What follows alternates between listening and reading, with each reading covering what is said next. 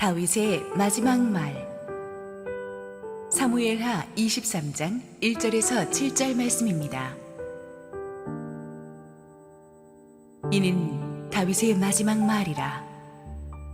이새의 아들 다윗이 말하며 높이 세워진 자, 야곱의 하나님께로부터 기름 부음 받은 자, 이스라엘의 노래 잘하는 자가 말하노라. 여호와의 영이 나를 통하여 말씀하시며 그의 말씀이 내 혀에 있도다. 이스라엘의 하나님이 말씀하시며 이스라엘의 반석이 내게 이르시기를, 사람을 공의로 다스리는 자, 하나님을 경외함으로 다스리는 자여, 그는 돋는 해의 아침빛 같고 구름 없는 아침 같고 비 내린 후의 광선으로 땅에서 움이 돋는 새풀 같으니라 하시도다. 내 집이 하나님 앞에 이같이 아니하냐. 하나님이 나와 더불어 영원한 언약을 세우사 만사에 구비하고 견고하게 하셨으니 나의 모든 구원과 나의 모든 소원을 어찌 이루지 아니하시랴. 그러나 사악한 자는 다 내버려질 가시나무 같으니 이는 손으로 잡을 수 없음이로다. 그것들을 만지는 자는 철과 창자루를 가져야 하리니 그것들이 당장에 불살리리로다 하니라. 할렐루야. 우리 하나님께 감사와 영광의 박수 올려드리겠습니다. 우리 함께 기도하시고 말씀 보겠습니다. 사랑하는 아버지, 무더운 여름이 이제 지나고 또 새 학기를 준비하게 하시니 감사합니다. 오늘도 부족한 종을 감추시고 우리 주님 말씀하시옵소서. 예수님 이름으로 기도했습니다. 아멘. 오래전에 들은 리더십 강의에서 40이 넘고 나면은 매년 신년 초하루가 되면 자기의 유언장을 새롭게 써보라는 그런 말을 들은 기억이 납니다. 유언장을 매년 새롭게 쓰면 자신도 항상 언제든지 하나님의 부름을 받을 수 있는 유한한 존재임을 깨닫게 되고, 또 자기의 인생을 중간중간 점검해 보면서 정말 내가 하나님 앞에 가치 있게 살았는지를 지속적으로 체크해 보게 된다는 거죠. 위대한 믿음의 영웅들의 유언장을 보면은 그들의 신앙 여정이 어떤 것인지를 깨달을 수가 있고, 그것은 우리에게 큰 울림을 줍니다. 그런 맥락에서 오늘 1절에 다윗의 마지막 말, 다윗의 70평생을 살고 마지막 유언회로 남긴 오늘의 찬양시는 우리에게 많은 것을 가르쳐 주고 있습니다. 다윗의 유언회는 크게 두 가지가 있는데, 하나는 우리가 몇 주 후에 배우게 될 열왕기상 2장에 기록된 아들 솔로몬에게 준 하나님의 왕은 이렇게 다스리라는 리더십 지침이고, 또 하나는 오늘 본문 말씀의 찬양시입니다. 다윗은 자신의 인생을 돌아보면서 보잘것없는 자신을 왕으로 세우신 하나님의 은혜를 찬양합니다. 그러면서 궁극적으로는 오실 예수 그리스도에 대한 예언을 합니다. 그러니까 다윗은 자기 인생 이야기를 하면서 예수님 이야기로 결론을 내죠. 다윗의 모든 인생은 예수님을 드러내기 위한 것이었습니다. 단 한 조각도 다윗의 인생에서 하나님을 빼고는 생각할 수가 없었습니다. 자기가 조금이라도 잘났다면 주님의 은혜고, 자기가 부족한 것이 있다면 자기를 보지 말고 예수님을 보라고 다윗은 이야기합니다. 처음부터 끝까지 자신의 삶 곳곳에는 예수님의 손자국이 묻어 있다는 것을 다윗은 고백하고 있습니다. 이것이 하나님의 사람과 세상적인 영웅의 자서전의 차이점입니다. 세상적으로 유명한 사람들이 자기 인생을 돌아볼 때는 자기 과시형 내용들이 많은데, 위대한 왕 다윗은 처음부터 끝까지 하나님에게 포커스를 맞추고 있죠. 잘 될 때나 못 될 때나 자기의 인생은 하나님의 섭리 가운데 있었다. 이것이 다윗의 유언의 핵심 포인트입니다. 저는 언젠가 우리의 유언도 다윗의 유언과 닮은 꼴이기를 바랍니다. 우리의 인생에서 하나님을 빼면 어떻게 해석이 되겠습니까? 우리의 이야기를 하면서 실은 예수님의 이야기를 하는 것, 그것이 크리스천의 이야기입니다. 다윗은 자기 인생을 돌아보면서 나는 이런 사람이다 라고 스스로를 몇 가지로 정의했습니다. 1절 읽습니다. 이는 다윗의 마지막 말이라. 이새의 아들 다윗이 말하며 높이 세워진 자, 야곱의 하나님께로부터 기름 부음 받은 자, 이스라엘의 노래 잘하는 자가 말하노라. 자, 이새의 아들 다윗, 이 말은 다윗을 시기했던 사울 왕이나 다윗을 반역했던 모든 반란자들이 다윗의 출신을 비하하기 위해서 썼던 말입니다. 다윗의 아버지 이새는 잘 나가는 사람이 아닙니다. 완전히 시골 베들레헴의 촌부입니다. 그러므로 이새의 아들 다윗이라고 항상 말한 것은 야 이 촌뜨기야, 야 이 흙수저야, 이렇게 비꼰 것과 마찬가지입니다. 그러나 적들이 자기를 폄하하기 위해서 만든 이 말을 다윗은 오히려 당당하게 인정합니다. 그래, 나 흙수저 맞다, 나 시골 촌뜨기 맞다. 그런데 그런 시골 촌뜨기를 하나님이 이렇게 귀하게 사용하셨다, 어쩔래? 그러면서 딱 치고 나간 거예요. 여러분, 여러분에게 세상이 여러분의 비하하기 위해서 조롱하는 말들 때문에 기죽지 마세요. 제가 아는 한 성공적인 크리스천 기업인은 고등학교도 못 나오셨어요. 대학을 못 갔습니다. 그래서 항상 그의 성공을 질투하는 사람들은 가방끈도 짧은 사람이, 대학도 못 나온 사람이, 그랬지만 그분은 상관하지 않고 오히려 당당하게 그래, 나 대학 못 나왔다. 그런데도 하나님이 사용하셨다. 그리고 그분 밑에는 수많은 스카이 출신 쟁쟁한 유학파들이 다 직원으로 일하고 있어. 그분은 그게 오히려 간증이에요. 대학도 못 나온 나를 하나님이 귀하게 쓰시니까 얼마나 하나님 은혜가 감사하냐.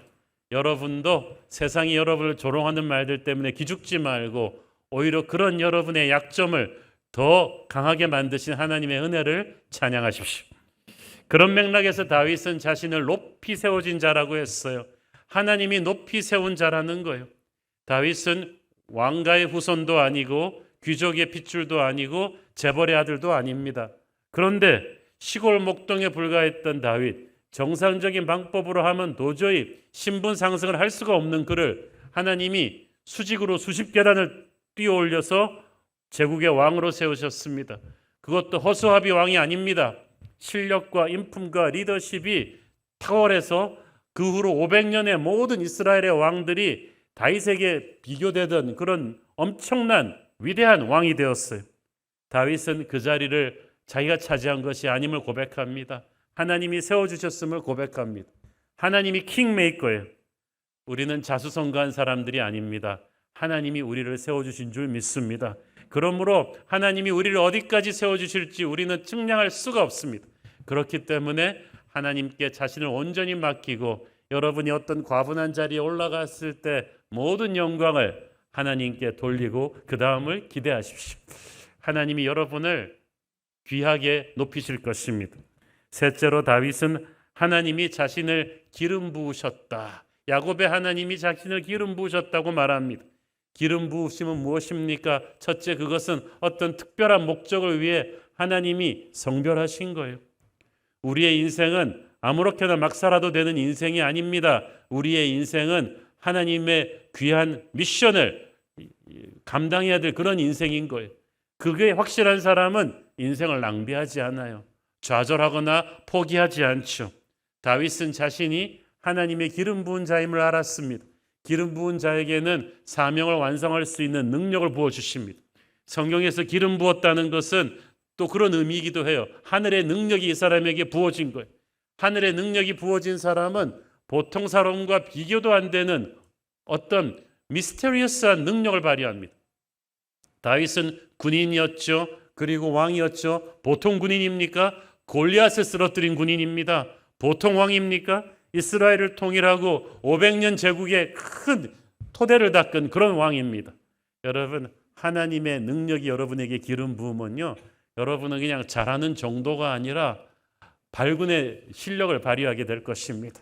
하나님께서 능력을 부어주십니다.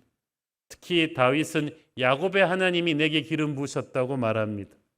그 수많은 믿음의 선진들 가운데서 야곱은 가장 부족하고 실수가 많은 사람인데 왜 하필 야곱의 하나님이라 그랬을까요? 자기도 야곱처럼 실수와 결점이 많은 사람임을 인정한 거예요. 그래도 하나님이 나의 약할 때 강함이 되셨다고 고백합니다. 야곱을 쓰시고 다윗을 쓰셨던 하나님이 저와 여러분의 하나님이십니다. 여러분의 약함 때문에 기죽지 마십시오.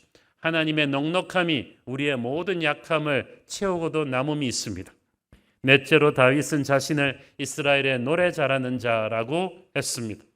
다윗은 자타가 공인하는 성경에 나오는 최고의 찬양 사역자입니다. 다윗은 어린 목동 시절부터 비파와 수금과 나팔을 다루는 데 익숙한 그런 사람 있잖아요. 공부하지 않았는데 악기만 만지면 좀 막 하는 사람. 다윗이 그런 사람이었어요. 그래서 다윗은 성령의 감동으로 큐티를 하고 기도를 한 뒤에는 항상 그날 받은 은혜를 찬양시로 하나님께 올려드리는 사람이었어요. 그렇게 어릴 때부터 70이 될 때까지 날마다 쓴 찬양시 중에 엄청난 분량이 성경이 들어갔잖아요. 시편 절반이 다윗의 찬양시입니다. 다윗은 나이 70이 되었습니다. 제국의 왕이 되었습니다.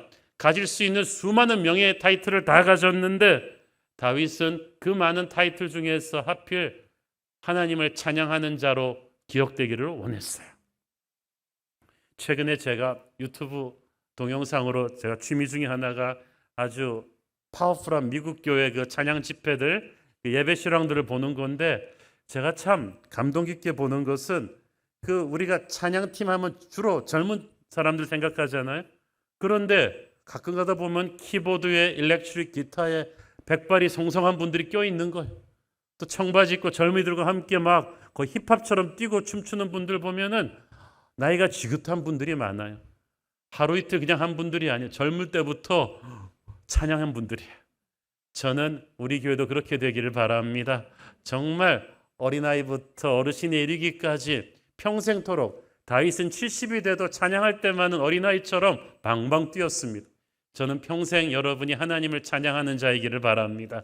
이스라엘의 찬양하는 자로 그는 기억되기를 원했어요. 다섯째로 다윗은 자신이 성령의 말을 하는 사람이다 라고 했습니다. 2절 읽습니다. 여호와의 영이 나를 통하여 말씀하시며 그의 말씀이 내 혀에 있도다. 다윗은 늘 성령 충만한 사람이죠. 항상 하나님과 교제하는 사람입니다. 그러니까 그의 말씀이 내 혀에 붙어버린 거예요. 성령 충만한 사람은 자기도 모르게 성령의 언어가 입에서 튀어나와요. 그래서 그의 언어는 힘이 있어요. 성경은 사람이 마음에 가득한 것을 입으로 말한다고 했어요. 그래서 성령의 사람이 성령의 말을 하는 거예요. 오순절 다락방에 성령이 임했을 때 성도들에게 임한 첫 번째 기적은 입술이 터진 거예요. 입술이 변한 거예요. 왜냐하면 성경은 입술의 책이죠. 말씀의 책이죠. 태초에 하나님은 말씀으로 천지를 창조하시고 지금도 하나님의 자녀들에게 입술의 권세를 주셨어요. 우리가 예수 믿고 성령 받고 나면 우리의 입술에 권세가 실린 줄을 믿습니다. 그래서 우리가 이 입술을 잘 사용하면 우리의 언어를 통해서 마귀를 묶고 하나님의 놀라운 기적을 이 땅에 풀어놓는 그런 축복의 통로가 되는 거예요. 그래서 이번에 제가 아틀란타, 뉴욕, 시애틀, LA 곳곳에서 집회할 때 매주 같은 설교를 했습니다. 새로운 언어, 새로운 운명. 우리의 언어가 바뀌면 우리의 운명이 바뀌어질 것이다. 사도행전에 나오는 그런 기적들이 다윗에게 있었습니다. 그의 언어는 성령의 언어였어요. 우리도 다윗처럼 성령의 언어를 말하고 살아야 될 줄로 믿습니다. 그러면 우리를 통해 하나님의 역사가 일어날 것입니다. 다윗은 자신을 이렇게 정의했는데 그럼 하나님은 다윗을 어떻게 평가하셨을까요? 3절 봅니다. 이스라엘의 하나님이 말씀하시며 이스라엘의 반석이 내게 이르시기를 사람을 공의로 다스리는 자 하나님을 경외함으로 다스리는 자요. 하나님은 다윗의 인생을 쫙 보시고 이렇게 말씀하셨어요. 다윗 너는 사람들을 공의로 다스리는 왕이었다. 하나님을 경외함으로 다스리는 왕이었다. 이것이 하나님의 왕의 리더십이 어떤 것인지를 정확하게 우리에게 말해주고 있지 않습니까? 하나님의 왕은요, 인간들이 세운 왕과는 다릅니다. 자기 맘대로 할 수 없고 사람들 비위 맞추면서 정치할 수 없어요. 하나님의 왕은 하나님으로부터 권위를 위임받았기 때문에 날마다 하나님의 다스림 밑에 들어가야 됩니다. 날마다 하나님의 다스림 밑에 들어간다는 건 무슨 말입니까? 아침마다 일어나서 어떤 일을 하기 전에 기도하고 말씀을 묵상하며 하나님의 뜻을 분별해야 되는 거예요. 그래서 그가 다스릴 때 마치 하나님이 다스리는 것과 같고 그가 말할 때 하나님이 말하는 것과 같은 리더가 되는 거예요. 그래서 하나님이 세운 왕은 하나님과 사람 사이에서 있습니다. 그래서 그것이 하나님을 경외함으로 다스리는 거룩한 왕의 리더십이에요. 그러면 그는 공의로 다스릴 수 있습니다. 하나님의 정의에 어긋나지 않아요. 많은 사람들이 권력을 잡고 나면 사심으로 다스립니다. 그래서 그 리더십이 타락하는 거예요. 한쪽으로 치우쳐요. 정의롭지 못해요. 공정한 사회가 깨지는 거예요. 그러나 다윗은 정의롭게 초심을 유지할 수 있었습니다. 왜냐하면 그가 하나님의 다스림을 받았기 때문이에요. 불의한 지도자는 하나님의 다스림을 받지 않습니다. 하나님과의 관계가 엉망일 거예요. 정의로운 지도자는 완전한 사람은 아니지만 날마다 하나님의 다스림 밑에 자기를 두기 때문에 조금 잘못 나가려고 그러면 하나님이 항상 고쳐주시는 사람이, 하나님은 정의로운 분이십니다. 그래서 우리가 하나님과 교제하면 할수록 우리 안에 있는 불의가 씻겨나가요. 그래서 하나님의 정의가 자기도 모르게 우리 안에 스며드는 거예요. 다윗은 실수와 실패가 많았던 사람입니다. 때때로 무서운 죄도 지었지만 그는 하나님의 다스림 밑에 있었기 때문에 하나님이 그를 빨리 꾸짖으시고 고쳐주시고 회개케 하셔서 자리를 잡으셨어. 그래서 우리가 다윗의 리더십을 보면 안심할 수가 있는 거예요. 그가 완전해서가 아니라 늘 하나님의 다스림 밑에 있기 때문이죠. 여러분, 우리도 그래야만 합니다. 우리는 완전한 지도자가 아닙니다. 한옥 목사는 결점이 많은 사람입니다. 그러나 항상 하나님의 다스림 밑에 있다면 하나님이 그를 바로잡으시고 붙들어 가실 것을 우리는 믿을 수가 있습니다. 여러분도 그런 사람 되기를 축원합니다. 둘째로 하나님께서 다윗을 평가하실 때 절망을 몰아내는 희망적 존재라고 하십니다. 이건 제가 지은 말이니까 성경에 없어요. 이게 어느 구절에 있나고 막 찾아보지 마세요. 제가 4절을 읽으면서 지은 말이에요. 4절 읽습니다. 그는 돋는 해의 아침빛 같고 구름 없는 아침 같고 비 내린 후에 광선으로 땅에서 우미 돋는 새풀 같으니라 하시도다. 자연의 현상을 가지고 다윗의 리더십을 은유한 건데 뭔가 공통점이 있죠. 어둠을 몰아내는 새벽의 아침빛 같고 비구름을 몰아내는 광선 같고 모진 겨울 땅을 차고 일어나는 봄의 새싹 같다. 공통점은 절망을 몰아내는 존재라는 거예요. 하나님의 리더는 누구냐? 절망같이 엉클어진 상황 속에 들어가서 소망의 역사를 새로 시작하는 거예요. 저는 어떤 분들이 뭐 어떤 회사에 취임하면서 그 회사 엉망이라고 그렇게 말하는 걸 볼 때 답답합니다. 엉망이니까 리더가 필요한 거죠. 엉망이 아닌데 무슨 리더가 필요합니까? 그 부서 엉망이다? 엉망이니까 하나님의 리더가 들어가야죠. 다윗은 잘 돌아가는 건실한 나라를 이어받지 않았습니다. 전임자 사울이 완전히 나라를 망쳐놓았어요. 지파별로 분열되어 있었고 깨져 있었단 말이에요. 다윗이 들어갔기 때문에 다윗이 왕이 되면서 나라가 통일되고 위대한 제국이 되었습니다. 그 위대함이 솔로몬 때까지 이어졌죠. 하나님의 왕은 어떤 사람입니까?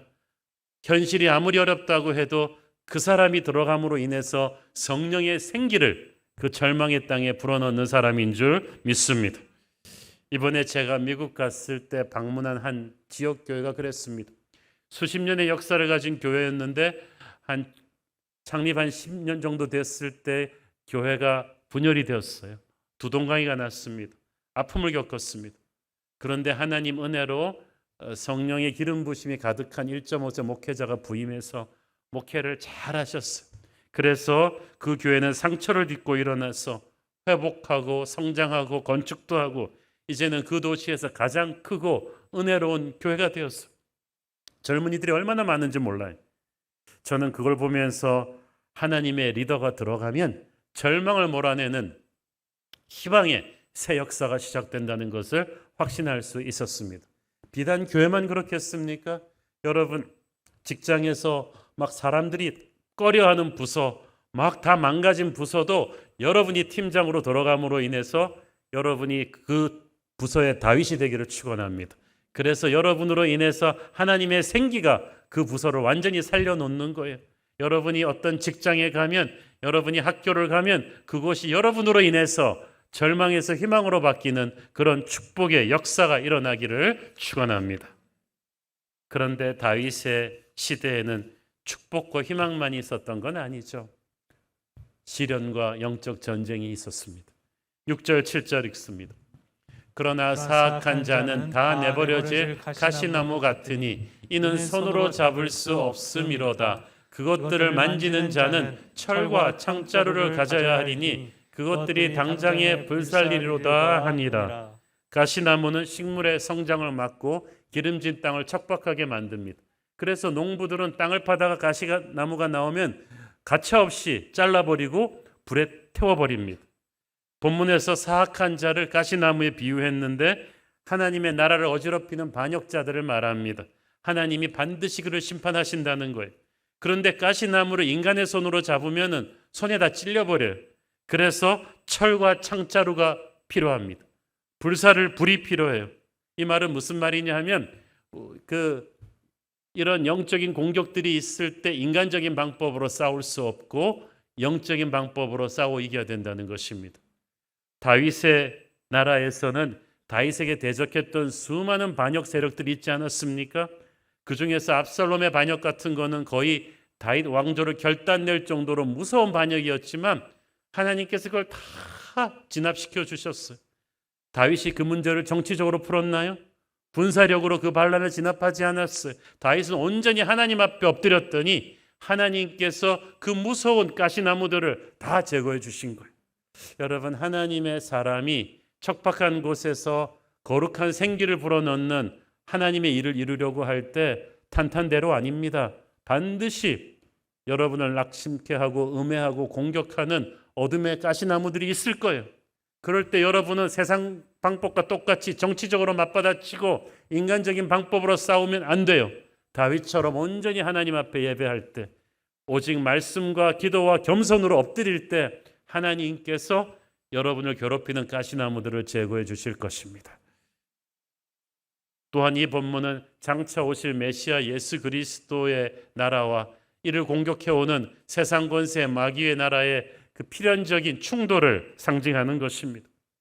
주님이 머리 되신 교회는 크고 작은 수많은 영적인 공격을 받을 거예요. 그러나 그때마다 그것을 이상하게 여기지 말고 인간적인 방법으로 싸우지 말고 오직 말씀과 기도로 돌파한다면 하나님께서 모든 교회를 괴롭히던 어둠의 권세들을 제거해 주실 줄로 믿습니다. 다윗은 또한 자신을 통해서 가정과 나라가 축복받을 것을 믿었습니다. 여러분, 세상의 정신은 개인주의예요. 마귀는 항상 너나 잘해, 너 혼자 잘 먹고 잘 살라는 개인주의를 계속 부추깁니다. 그래서 세상 사람들이 전부 이기주의자인 거예요. 그러나 하나님의 사람은 아닙니다. 우리는 나만을 위해 사는 존재가 아니라 가정을 섬기고 교회를 섬기고 나라와 민족을 살리는 그런 축복의 통로가 되는 공동체적인 존재인 거예요. 그래서 성경에서 말씀을 주실 때 수신자가 전부 다 복수예요. 교회 공동체 전체가, 이스라엘 백성 전체가 들어야 되는 거예요. 그래서 이스라엘 백성 한 사람이 잘못하면 다 같이 야단치고 한 사람이 성공하면 다 같이 복을 받는 공동 운명체였던 거예요. 다윗은 그 정신이 있었어요. 자신만을 위한 인생이 아니라 첫째, 자신의 가정을 위한 축복의 통로가 자기임을 알았어요. 5절 읽습니다. 내 집이 하나님 앞에 이같지 아니하냐. 하나님이 나와 더불어 영원한 언약을 세우사 만사에 구비하고 견고하게 하셨으니 나의 모든 구원과 나의 모든 소원을 어찌 이루지 아니하시랴. 여기서 내 집은 다윗의 가문을 의미합니다. 다윗은 자신을 통해서 자신의 가문이 이제 진정한 믿음의 명문가로 발돋움하게 될 것을 믿었습니다. 자기가 영적으로 바로 설 때 자신이 자신의 가문의 운명을 완전히 업그레이드 시키는 축복의 통로가 될 걸 믿었던 거예요. 나와 더불어 영원한 언약을 세우사. 그 말은 무슨 말이에요? 이때까지도 믿음의 집안에서 다윗은 자라났어요. 그 먼 아브라함부터 시작된 믿음의 혈통이 이루고 있었지만 그렇게 다윗 전까지만 해도 그냥 유지해 오던 것들이 다윗으로 인해서 팍 점프합니다. 그리고 그때부터 아브라함과 다윗과 예수 그리스도까지 연결이 되는 거예요. 다윗은 아브라함과 예수 그리스도를 연결하는 믿음의 터닝 포인트가 됩니다. 얼마나 영광스러운 일입니까? 그러니까 다윗의 시대에 그의 가문은 자동차에서 비행기로 점프하는 영적인 엄청난 터닝 포인트가 된 거예요. 그의 예배가, 그의 기도가, 그의 믿음의 삶이 자신의 가문의 운명을 완전히 바꿔놓은 거예요. 자신의 후손들의 예배의 문을 열어준 거예요. 자신의 후손들로 하여금 하늘나라에서 큰 영향력을 발휘할 수 있는 하늘나라의 계좌에다가 예금을 안치해준 거예요. 여러분, 이게 얼마나 중요합니까? 저는 여러분이 여러분의 가문의 영적인 히스토리의 터닝 포인트가 되기를 바랍니다. 여러분의 기도, 여러분의 예배가 지금부터 여러분의 가문을 믿음의 명문가로 승격시킬 줄을 믿습니다. 그것을 믿고 선포하십시오. 여러분의 자식들한테 돈 물려주고 건물 물려주잖아요. 그 아이들이 정신이 조금만 혼미하면요, 몇 년 안에 다 날려버립니다. 그건 의미가 없고 여러분이 후손들을 위한 영적인 하이웨이를 깔아주는 게 중요해요. 기도를 쌓으시고 예배를 쌓으실 때 여러분들의 후손의 뒤에는 성령의 바람이 불어줄 것입니다. 그들이 기도하면 그들이 기도하지 않은 것까지도 응답이 되는 영적인 엄청난 축복이 그들이 위해 있다는 거예요. 그 최장수 주중대사 지내시고 통일부 장관 지내시고 은퇴하신 뒤에도 많은 간증을 통해 은혜를 끼치고 있는 그 하나님의 대사 김하중 장로님 이야기를 들어보니까요, 본인이 미국에 갔을 때 미국에 기도를 많이 하신 한 경건한 영적 지도자와 대화하면서 그분의 기도를 받았는데 그분이 첫 마디 하시는 말씀이 김 장로님, 당신의 뒤에는 엄청난 어머니의 기도가 쌓여 있네요. 너무나 많은 김 장로님이 중년 때까지만 해도 그렇게 경건하지 않았거든요.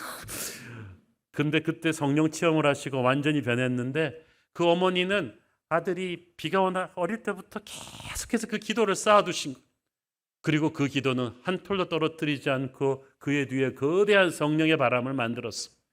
그래서 자기가 기도한 것 이상의 몇 배의 영적인 축복과 능력을 누리고 사는 거예요. 여러분, 이것이 우리가 우리의 후손들에게 물려줘야 될 영적인 유산 아니겠어요? 우리는 우리의 후손들을 위한 다윗이 됩시다. 영적인 하이웨이를 깔아주는 거예요. 하나님께서 내 가문을 위해서 만사에 구비하고 견고하게 하셨으니 하나님께서 내 가문의 역사에 모든 것을 갖추어 주시고 필요한 것들을 다 섭리하실 것이다 라는 믿음이 있어서 나의 모든 구원과 나의 모든 소원을 어찌 이루지 아니하시랴. 다윗은 마음의 소원들이 있었습니다. 그것을 하나님이 이루어 줄 것을 믿었어요. 여러분, 지금 마음의 소원을 품으십시오. 하나님께서 지금 응답해 주지 않으셨다고 해도 섭섭해하지 말고 반드시 응답해 주신다는 것을 믿으세요. 시편 37편에서 다윗은 여호와를 소망하는 자들만이 땅을 차지할 것이라고 했습니다. 우리가 가슴에 선한 소원을 품고 있으면 하나님께서 역사하십니다. 그런데 중요한 건 우리의 선한 소원이 선해야 돼요. 욕망으로 가득 차 있거나 욕심으로 점철되어 있다면 예수님을 통해서 한번 필터돼야 됩니다. 우리가 한강물 그냥 마실 수 없잖아요. 몇 단계 거쳐서 정수해야지 깨끗한 물을 마시듯이 우리가 예수님을 통해서 예수의 이름을 부르고 기도할 때 성령께서 우리의 소원을 거룩한 하나님의 비전으로 필터해 주십니다. 그러면 그걸 붙잡고 기도하면 하나님이 반드시 이루어 준다는 것을 믿으세요. 우리 대가 이루어지지 않으면 우리 아들의 대라도 하나님은 반드시 이루어 주실 것입니다. 그래서 다윗은 자기 가문을 통해서 흐르는 하나님의 역사를 믿었어요. 다윗의 소원은 자기와 자기 가문만 잘 되는 거 아닙니다. 3절에 보니까 다윗은 이스라엘의 하나님을 이야기합니다. 이스라엘의 반석을 이야기합니다. 그 말은 무슨 말이에요? 다윗은 항상 나라와 민족을 생각하는 사람이었다는 얘기죠. 단순히 그가 왕이어서가 아닙니다. 그는 어린 목동 때부터 이스라엘의 하나님을 찬양했어요. 그는 목동 때부터 왕의 기도를 한 거예요. 그랬더니 하나님께서 그의 기도만큼 그를 키우셨어요. 여러분의 인생이 어디까지 갈 것 같아요? 제가 예언컨대 여러분의 기도의 크기만큼 갑니다. 여러분이 정말 다윗이 어린 나이부터 목동 때부터 나라와 민족을 품고 기도했더니 하나님께서 그를 왕으로 맡겨주셨어요. 그가 처음 왕이 올랐을 때 연약하고 분열된 나라였지만 하나님께서 그를 통해 역사하시니까 통일 제국의 위대함이 생겼잖아요. 우리도 나라와 민족을 위해서 기도하는 사람 되기를 바랍니다. 우리가 신앙이 커져야 돼요. 나와 내 자식만 잘 살게 해달라는 그런 이기적이고 편협한 기도를 벗어나서 우리 교회를 위해서 기도하고요, 나라와 민족을 위해서 기도하고 이 나라의 통일을 위해 기도하고 이 민족이 하나님 앞에 이스라엘처럼 거룩하게 쓰임받는 열방을 향한 축복의 통로가 되게 해달라고 기도해야 될 줄 믿습니다. 그래서 크리스찬은 애국자가 될 수밖에 없어요. 23년 전에 처음 한국으로 돌아와 목회하기 시작할 때부터 그때 저는 또 기도했어요. 주님, 제가 있음으로 해서 한국 교회와 나라와 민족이 복을 받게 해 주십시오. 하나님께서 그래서 기도하는 것만큼 제 사역의 장르를 넓혀 주셨어요. 저는 교회 밖에 가서 사역할 수 있을 줄 몰랐어요. 한국의 많은 정부 기관과 사업체들, 리더십들에게 강의할 수 있을 줄도 몰랐고 일간지에 리더십 컬럼을 쓸 수 있을 줄도 몰랐고 세상 밖으로 나가서 하나님의 영향력을 퍼뜨릴 수 있는 그런 사역까지 쓰임받을 줄을 몰랐는데 나라와 민족을 위해 기도했더니 하나님이 그만큼 넓혀주신 거예요. 저는 우리 새로운 교회 성도들이 교회 생활만 잘하는 분들이 아니라 이 나라 이 민족을 살리는 축복의 다윗들이 되기를 축원합니다. 이 나라의 정치가 썩었고 경제와 교육과 스포츠, 예능 모든 분야가 참 어지럽잖아요. 여러분들이 곳곳에 들어가서 그곳을 밝히는 다윗이 된다면 얼마나 좋겠습니까? 저는 우리 새로운 교회 성도들이 교회를 살리고 나라를 살리는 그런 축복의 다윗들 되기를 축원합니다. 오늘 우리가 함께 묵상한 다윗의 유언을 보면 그의 인생 전체를 하나님이 어떻게 평가하시는지 알 수가 있죠. 다윗의 인생은 주님이 주관하신 인생이고 주님을 드러내는 인생을 살았습니다. 그래서 하나님께서는 다윗의 인생을 통해서 예수님의 리더십이 어떤 것인지 미리 예고편으로 보여주셨어요. 하나님의 나라를 다스리기 위해 다윗을 왕으로 세우시고 하나님의 성령이 항상 그에게 말씀하셨고 성령이 그에게 능력을 부어주셨기 때문에 그는 항상 하나님의 지혜로 나라를 다스렸어요. 그래서 다윗의 리더십을 따르니까 절망을 몰아내는 새로운 시대가 열렸잖아요. 그것이 바로 예수 그리스도의 리더십을 예표하는 거란 말이죠. 하나님은 사람을 통해서 일하십니다. 하나님께서는 오늘도 이 시대의 다윗들을 찾아 세우셔서 이 땅을 축복하실 줄로 믿습니다. 다윗의 유언과도 같은 오늘 본문을 통해서 우리는 예수님을 더욱 기다리게 됩니다. 다윗은 예수 그리스도의 모형이에요. 모형은 진짜는 아니지만 그래도 사람들로 하여금 아무 개념 없는 사람들에게 진짜가 어떤 모습일지에 대한 힌트를 주는 게 모형이에요. 그래서 다윗은 참 실수와 결점이 많았지만 모형이라고 생각하세요. 우리는 다윗에게서 멈추는 게 아니라 다윗을 통해서 다윗이 상징하는 예수 그리스도를 바라봐야만 합니다. 그래서 다윗은 정말 불완전한 사람이고 실수도 많았지만 사람들로 하여금 예수님을 기대하게 하는 그런 예수님에 대한 힌트를 주는 그런 인생을 살았어요. 우리도 그래야만 합니다. 우리가 부족하지만 우리를 통해서 사람들이 예수님이 어떤 분일까에 대한 이 갈증이 생기게 해야 돼요. 예수님에 대한 생각을 하게 하는 거죠. 제가 항상 우리 순장님들한테 목사님들한테 리더십 강의할 때 하는 말이 있습니다. 여러분이 성도를 신방할 때 작은 예수가 가는 것입니다. 그럼 목사님 우리가 무슨 예수 아니죠. 그렇지만은 작은 예수라고 생각을 하세요. 왜냐하면 우리같이 부족한 사람들이 가는데 성도들은 그냥 집안 청소 다 하고 막 음식 준비하고 왜 그렇게 정성을 들여요? 예수님이 우리를 통해서 위로를 주시고 격려를 주실 걸 기대하기 때문이에요. 우리는 그래서 작은 예수인 거예요. 저는 여러분이 이 삭막한 사회 곳곳에 사람들로 하여금 예수님이라면 이렇게 우리를 위로할 것이다 라고 힌트를 주는 다윗 같은 존재들 되기를 바랍니다. 예수님이 교회의 머리가 되세요. 그렇기 때문에 교회가 가장 영광스러울 때는 예수님 중심으로 완전히 뭉칠 때, 교회가 세상 얘기를 하면 힘이 없어요. 교회는 예수님 얘기를 해야 돼요. 교회는 예수님의 말씀을 붙들어야 돼요. 예수님의 영광을 향해서 나아가야 돼요. 그런 교회는 그 어떤 가시나무 같은 마귀의 권세도 흔들 수 없는 그런 강한 교회가 될 것입니다. 그런 교회 안에 있으면 여러분이 복을 받고 여러분의 가문이 복을 받고 그런 교회 중보로 인해서 나라가 복을 받게 될 줄로 믿습니다. 여러분은 하나님의 축복을 이 시대에 풀어놓는 그런 다윗 같은 축복의 통로 될 것입니다. 기도하겠습니다. 주님 은혜를 감사합니다. 다윗의 마지막 말을 통해서 하나님의 우리에게 기대하시는 인생이 어떤 것인지를 봅니다. 우리는 하나님으로부터 세우심을 받고 늘 하나님의 다스림을 받는 그런 인생이 되게 하여 주옵소서. 혼탁한 이 세상 속으로 우리를 다윗처럼 보내시는 하나님 감사합니다. 우리를 사용하시옵소서. 예수님 이름으로 기도했습니다. 아멘.